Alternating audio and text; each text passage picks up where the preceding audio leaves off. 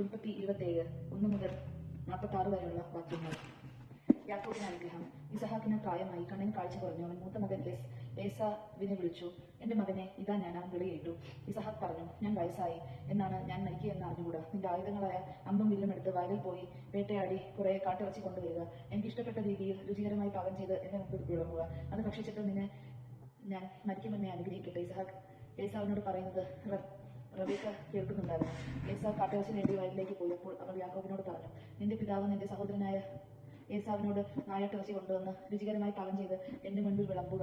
ഞാൻ മരിക്കുന്നതിന് മുമ്പ് അത് ഭക്ഷിച്ചിട്ട് ദൈവത്തിന്റെ മുൻപിൽ നിന്ന് നിന്നെ അനുഗ്രഹിക്കട്ടെ എന്ന് പറഞ്ഞത് ഞാൻ കേട്ടു. അതുകൊണ്ട് മകനെ, നീ ഇപ്പോൾ എന്റെ വാക്കനുസരിച്ച് പ്രാർത്ഥിക്കുക. ആട്ടിൻകൂട്ടത്തിൽ നിന്ന് 2 നല്ല ആട്ടിൻകുഞ്ഞുങ്ങളെ പിടിച്ചുകൊണ്ടുവരിക. ഞാൻ അവ കൊണ്ട് നിന്റെ പിതാവിന് ഇഷ്ടമായ രുചികരമായ ഭക്ഷണം ഉണ്ടാക്കാം. നീ അത് പിതാവിന്റെ അടുക്കൽ കൊണ്ടു ചെല്ലണം. അപ്പോൾ അദ്ദേഹം മരിക്കും മുമ്പ് അത് ഭക്ഷിച്ച് നിന്നെ അനുഗ്രഹിക്കും. യാക്കോബ് അമ്മ റബേക്കയോട് പറഞ്ഞു, ഏസാവ് ശരീരമാകെ രോമമുള്ളവനാണ്, എന്നാൽ എന്റെ ദേഹം മിനുസമുള്ളതാണ്. പിതാവ് എന്നെ തൊട്ടു നോക്കുകയും ഞാൻ കബളിപ്പിക്കുകയാണെന്ന് മനസ്സിലാക്കുകയും ചെയ്താൽ അനുഗ്രഹത്തിന് പകരം ശാപമായിരിക്കില്ല എനിക്ക് ലഭിക്കുക. അവന്റെ അമ്മ പറഞ്ഞു, ആ ശാപം എന്റെ മേലായിരിക്കട്ടെ. മകനെ, ഞാൻ പറയുന്നത് കേൾക്കുക. പോയി അവ കൊണ്ടുവരിക. ഞാൻ പോയി അവയെ പിടിച്ച് അമ്മയുടെ മുമ്പിൽ കൊണ്ടുവന്നു. അവൾ അവന്റെ പിതാവിന് ഇഷ്ടപ്പെട്ട രീതിയിൽ ഭക്ഷണം തയ്യാറാക്കി. അവൾ മൂത്ത മകൻ ഏസാവിൻ്റെതായി തന്റെ പക്കൽ വീട്ടിലിരുന്ന ഏറ്റവും വിലപ്പെട്ട വസ്ത്രങ്ങളെടുത്ത് ഇളയ മകൻ യാക്കോബിനെ ധരിപ്പിച്ചു. ആട്ടിൻതോലും കൊണ്ട് അവന്റെ കൈയും കഴുത്തിലെ മിനുസമുള്ള പാകവും മൂടി. പാകം ചെയ്ത രുചികരമായ മാംസവും അപ്പവും അവൾ യാക്കോബിന്റെ കയ്യിൽ കൊടുത്തു. യാക്കോബ് പിതാവിന്റെ അടുക്കൽ ചെന്ന് വിളിച്ചു, എന്റെ പിതാവേ, ഇതാ ഞാൻ. അവൻ വിളി കേട്ടു. നീ ആരാണ് മകനെ എന്നവൻ ചോദിച്ചു. യാക്കോബ് മറുപടി പറഞ്ഞു, അങ്ങയുടെ കഠിന പുത്രൻ ഏസാവാണെന്ന് ഞാൻ. അങ്ങ് ആവശ്യപ്പെട്ടതുപോലെ ഞാൻ ചെയ്തിരിക്കുന്നു. എഴുന്നേറ്റ് എന്റെ നായാട്ടിറച്ചി ഭക്ഷിച്ച് ഞാൻ അനുഗ്രഹിച്ചാലും. എന്നാൽ ഇസഹാക്ക് ചോദിച്ചു, എന്റെ മകനെ, നിനക്ക് ഇത് ഇത്ര വേഗം എങ്ങനെ കിട്ടി? യാക്കോബ് പറഞ്ഞു, അങ്ങയുടെ ദൈവമായ കർത്താവ് ഇതിനെ എന്റെ മുമ്പിൽ കൊണ്ടുവന്നു. അപ്പോൾ ഇസഹാക്ക് യാക്കോബിനോട് പറഞ്ഞു, അടുത്തു വരിക മകനെ, ഞാൻ നിന്നെ തൊട്ടു നോക്കി നീ എന്റെ മകൻ ഏസാവ് തന്നെയാണോ എന്ന് അറിയട്ടെ. യാക്കോബ് പിതാവായ ഇസഹാക്കിന്റെ അടുത്തേക്ക് ചെന്നു. അവൻ തലയിൽ നോക്കിയിട്ട് ഇസഹാക്ക് പറഞ്ഞു, സ്വരം യാക്കോബിന്റേതാണ് ആണ്, എന്നാൽ കൈകൾ ഏസാവിന്റേതും.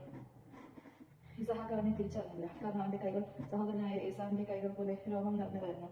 ഇസഹാക്ക് അവനെ അനുഗ്രഹിച്ചു. അവൻ ചോദിച്ചു, സത്യമായി നീ എന്റെ മകൻ ഏസാവ് തന്നെയാണോ? അതെ എന്നവൻ മറുപടി പറഞ്ഞു. ഇസഹാക്ക് പറഞ്ഞു, എന്റെ മകനെ, നിന്റെ നായാട്ടിറച്ചി കൊണ്ടുവരിക. അത് തിന്നിട്ട് ഞാൻ നിന്നെ അനുഗ്രഹിക്കട്ടെ. ഇസഹാക്ക് അത് ഭക്ഷിക്കുകയും അവൻ കൊണ്ടുവന്ന വീഞ്ഞ് കുടിക്കുകയും ചെയ്തു. ഇസഹാക്ക് അവനോട് പറഞ്ഞു, നീ അടുത്തു വന്ന് എന്നെ ചുംബിക്കുക. അവൻ ചുംബിച്ചപ്പോൾ ഇസഹാക്ക് അവന്റെ ഉടുപ്പ് മണത്ത് നോക്കി അവനെ അനുഗ്രഹിച്ചു. കർത്താവ് എന്നെ അനുഗ്രഹിച്ച വയറിന്റെ മണമാണ് എന്റെ മകന്റേതെന്ന് അവൻ പറഞ്ഞു. ആകാശത്തിന്റെ മഞ്ഞും ഭൂമിയുടെ ഫലപുഷ്ടിയും ദൈവം നിനക്ക് നൽകട്ടെ.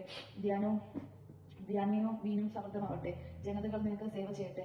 രാജ്യങ്ങൾ നിന്റെ മുമ്പിൽ തല കുനിക്കട്ടെ. നിന്റെ സഹോദരർക്ക് നീ നാഥനായിരിക്കും. നിന്റെ അമ്മയുടെ പുത്രന്മാർ നിന്റെ മുമ്പിൽ തല കുനിക്കട്ടെ. നിന്നെ ശപിക്കുന്നവൻ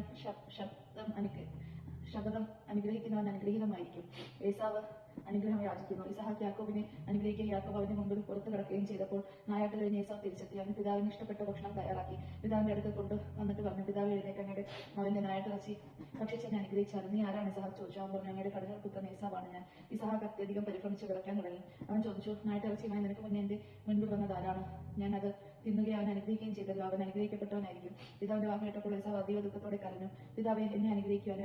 അവൻ അപേക്ഷിച്ചു. ഇസഹാക്ക് പറഞ്ഞു, നിന്റെ സഹോദരനെ കബളിപ്പിച്ച് നിനക്കുള്ള വരം എന്നിൽ നിന്ന് തട്ടിയെടുത്തു. ഏസാവ് പറഞ്ഞു, വെറുതെയാണ് അവനെ യാക്കോബ് എന്ന് വിളിക്കുന്നത്. 2 തവണ അവൻ എന്നെ ചതിച്ചു. തങ്ങളുടെ അവകാശം എന്നിൽ നിന്ന് അവൻ കൈക്കലാക്കി. ഇപ്പോഴിതാ എനിക്കുള്ള അനുഗ്രഹം അവൻ തട്ടിയെടുത്തിരിക്കുന്നു. വീണ്ടും അവൻ പിതാവിനോട് ചോദിച്ചു, എനിക്ക് വേണ്ടി ഒരു വരം പോലും അവനെ നീക്കി വെച്ചില്ലേ? ഇസഹാക്ക് പറഞ്ഞു, ഞാൻ അവനെ നിന്റെ യജമാനനാക്കി. അവന്റെ ധാന്യവും വീഞ്ഞും കൊണ്ട് ഞാൻ അവനെ ധന്യനാക്കി. നിനക്ക് വേണ്ടി എന്താണ് എനിക്ക് ഇനി ചെയ്യാൻ കഴിയുക? എന്റെ പിതാവെ, ഒറ്റ വരമേ അങ്ങയുടെ പക്കലുള്ളൂ. എന്നെ അനുഗ്രഹിക്കുക എന്ന് പറഞ്ഞ് അവൻ പൊട്ടിക്കരഞ്ഞു. അപ്പോൾ ഇസഹാക്ക് പറഞ്ഞു, ആകാശത്തിന്റെ മണ്ണിൽ നിന്ന് ഭൂമിയുടെ ഫലപുഷ്ടിയിൽ നിന്ന് നീ അകന്നിരിക്കും. വാളുകൊണ്ട് നീ ജീവിക്കും. നിന്റെ സഹോദരനെ നീ ദാസ്യവൃത്തി ചെയ്യും. എന്നാൽ സ്വതന്ത്രനാകുമ്പോൾ ആ മുഖം നീ തകർത്ത് കളയും. യാക്കോബ് ലാബന്റെ അടുത്തേക്ക്. പിതാവ് യാക്കോബിന് നൽകിയ അനുഗ്രഹം മൂലം ഏസാവ് യാക്കോബിനെ വെറുത്തു. അവൻ ആത്മഗതം ചെയ്തു. പിതാവിനെ പറ്റി വിലപിക്കാനുള്ള ദിവസങ്ങൾ അടുത്തു വരുന്നുണ്ട്. അപ്പോൾ ഞാൻ അവനെ കൊല്ലും. മൂത്ത മകനായ ഏസാവിന്റെ വാക്കുകൾ റബേക്കയുടെ ചെവിയിലെത്തി. അവൾ ഇളയവനായ യാക്കോബിനെ വിളിച്ചു പറഞ്ഞു, നിന്നെ കൊല്ലാം എന്നോർത്ത് നിന്റെ ജ്യേഷ്ഠൻ ആശ്വസിച്ചിരിക്കുകയാണ്. മകനെ, ഞാൻ പറയുന്നത് കേൾക്കുക. ഹരാനിലുള്ള എന്റെ സഹോദരനായ ലബാന്റെ അടുത്തേക്ക് ഓടി രക്ഷപ്പെട്ട് നിന്റെ ജ്യേഷ്ഠന്റെ രോക്ഷമടങ്ങോടെ നീ അവിടെ താമസിക്കുക. ജ്യേഷ്ഠന് നിന്നോടുള്ള കോപം അടങ്ങുകയും നീ ചെയ്തതൊക്കെ മറക്കുകയും ചെയ്യട്ടെ. അപ്പോൾ ഞാൻ ആളയച്ച് നിന്നെ ഇങ്ങോട്ട് വരുത്താം. ഒരു ദിവസം തന്നെ നിങ്ങൾ 2 പേരും എനിക്ക് നഷ്ടപ്പെടുന്നത് എന്തിന്? അത് കഴിഞ്ഞ റബേക്ക ഇസഹാക്കിനോട് പറഞ്ഞു, ഈ ഹിത്യ സ്ത്രീകൾ മൂലം എനിക്ക് ജീവിതം മടുത്തു. ഈ നാട്ടുകാരനായ ഇവരെ പോലുള്ളവയെ ക്രിസ്ത്യ സ്ത്രീകളിൽ നിന്നും ഒരുപാട് യാക്കോബിനും വിവാഹം കഴിച്ചാൽ പിന്നെ ഞാൻ എന്തിനു ജീവിക്കണം? ദൈവജനം നാം കേട്ടത്. നമുക്ക് ദൈവത്തെ സ്തുതിക്കാം. ക്രിസ്ത്യാനി